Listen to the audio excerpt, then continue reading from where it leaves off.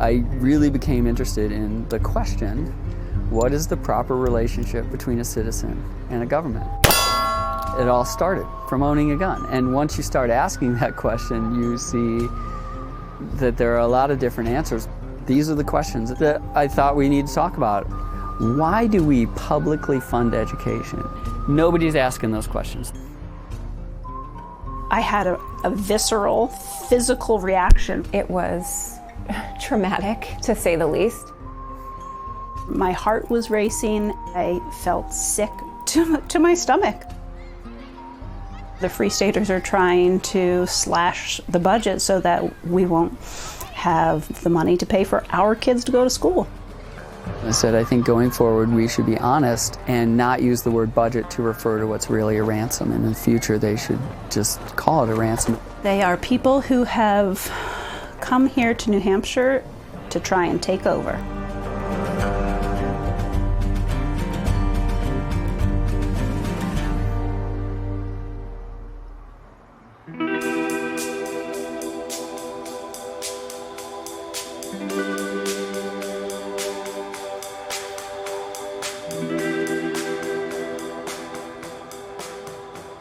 We were living outside the Philadelphia area. We read about the Free State Project. We liked the idea of having a lot of libertarians move to one place to actually show people what it could be like to live in a libertarian world. We moved up September 2007.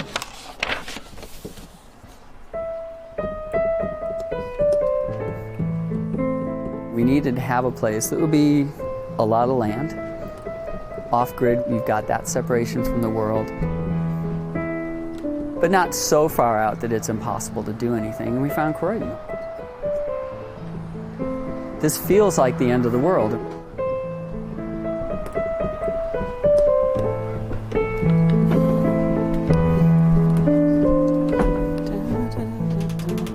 My issues are guns and education. What I'm trying to get people to see is how closely related those are.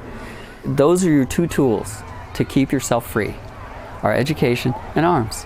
You should take them as seriously as each other, and you should treat them the same way, which is basically not to let the people that you're supposed to use them against control them. I give free gun safety lessons to people. We sit down, I take a gun apart, show people this is how they work. If you know how they work, you can be safe around them. We take them out, I get them to where they can hit a paper plate from 20 feet. My goal is to have people come over and practice, because I want everybody to know what they're doing. I'm just gonna load 5 rounds. I was one of those people who was really afraid of guns. I grew up in New York City, so until the first time I handled a gun, I was shaking. And then I was fine.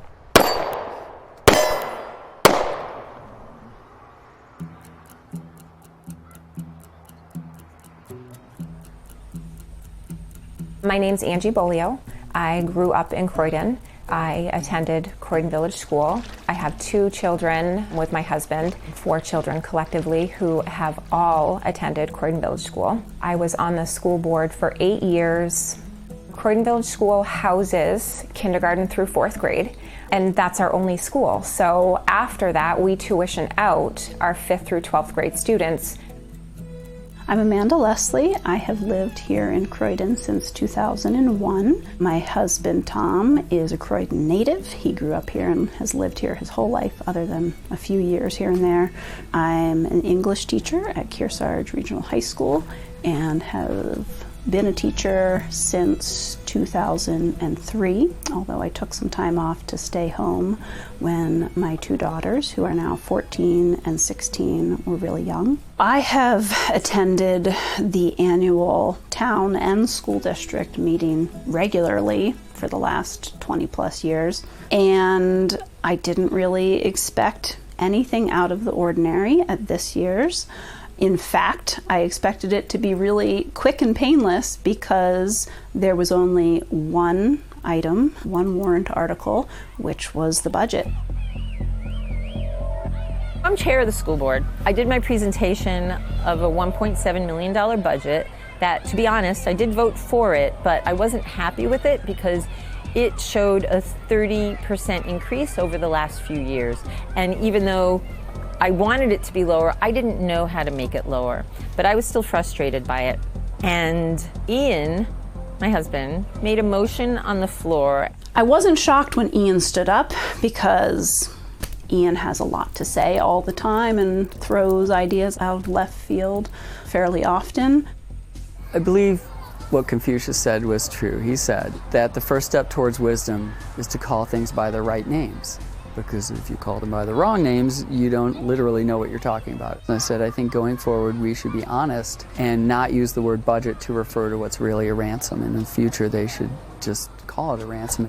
A budget is something you basically know what your income is and you know what you need to spend. And a ransom is, I tell you that I want this amount of money from you, and if you don't give it to me, I'm going to hurt you in some way.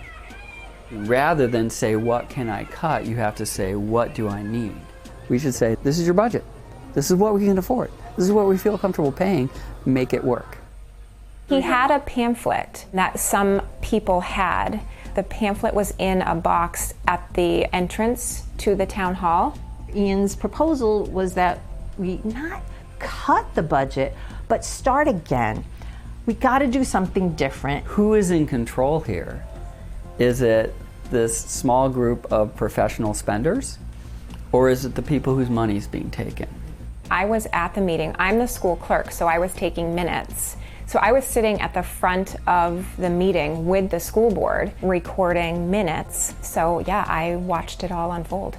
My husband, he says, you know, we have private schools in the area that charge less than $9,000 per kid, and they can educate the kids, so why can't we do it for 10? I'm going to propose $10,000 per student, coming to a total of $800,000. So that reduced that original budget by 54%. I just thought it was crazy. You know, there was no way that we can operate our school and tuition all of our kids for $800,000. I was internally freaking out, sitting there in the audience, just disgusted and dismayed. I wasn't saying get rid of schools. I was saying let's actually spend the right amount of money so that the kids will get an education. It is about getting more by spending less. It really is about actually getting an education for the kids instead of having sort of a country club where they can go to while their parents work.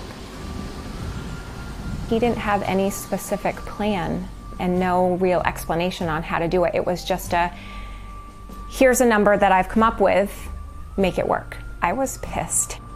I honestly believe that if we had a budget that would require the school board to focus on what it's supposed to be doing, it would be a lot better for the taxpayers and it would be much better for the kids. It was a normal turnout, so we had a meeting. The town voted for it with a vote of 20 to 13. This is the discussion I was hoping you'd have. I didn't actually believe that the thing would pass at the time. I just wanted to have a big discussion, and then it did pass. And then I'm like, well, it's kind of like the dog who caught the car. Now what do I do with it? We were just floored and thought that we were stuck with it. You know, how are we going to do this? We were exchanging glances like, is this for real? Is this actually happening? And it did. It did happen.